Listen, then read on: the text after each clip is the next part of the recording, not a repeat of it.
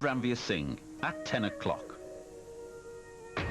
Tonight at 10, the search by police forces to find out how many officers are members of the BNP.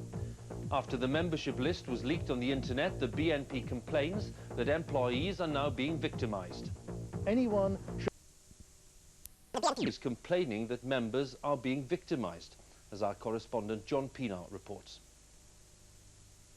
The BNP's tried to show a new face, respectable, mainstream, racism and violence accusations of yesterday.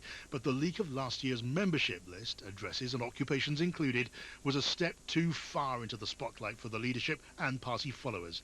Tonight, it's emerged a low-ranking member of the royal households on the list, as well as a Merseyside policeman. Both deny being members. This online site has already sprung up, identifying where BNP members live or lived and who they are.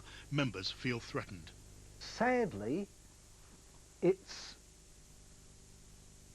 as though we're living in a fascist state where people are being victimised for being in a legitimate political party.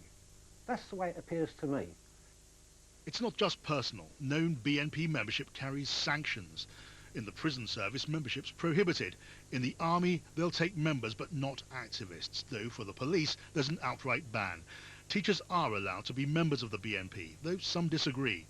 To hold views that are compatible with membership of the BNP is actually to promote racial hatred and intolerance, and that's incompatible with working in a public service. But even in the Labour Party and high up, it's not that simple. The fact that you're a member of the BNP might mean, upon inquiry, that you had unacceptably racist or nasty views. But the membership of the party, I think, should definitely not bar you from office.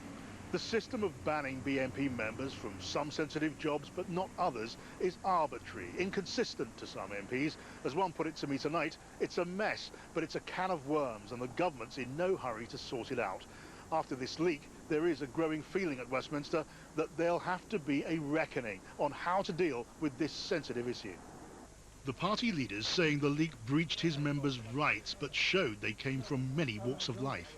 I'm really rather angry in the way in which the mass media, we don't mind them talking about the professions our people hold, the interests they have, but once they start naming names and addresses, which some have, that's really very improper in a democracy.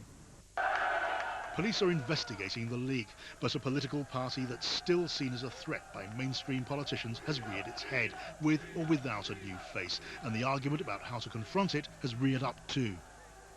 And we can talk to John now at Westminster. John, can I pick up on a point you made in the piece there, given the fact that there are some 12,000 people on the list? How likely is it that the government will have to confront the issue about how people are put in certain jobs? Well, it's certainly a live issue here, as well as the inquiries that we've mentioned. A number of big trade unions are going through this list tonight with expulsions in mind, and a law to make it easier for them to do that is going through Parliament now, with lots of legal wrangling on the way. It's certainly true also that a number of MPs would like to go further, and especially at a time like this, when recession and rising unemployment can make other issues like crime and immigration more sensitive. And it's thought perhaps encourage at least some people to look away from mainstream politics and towards parties like the BNP for answers.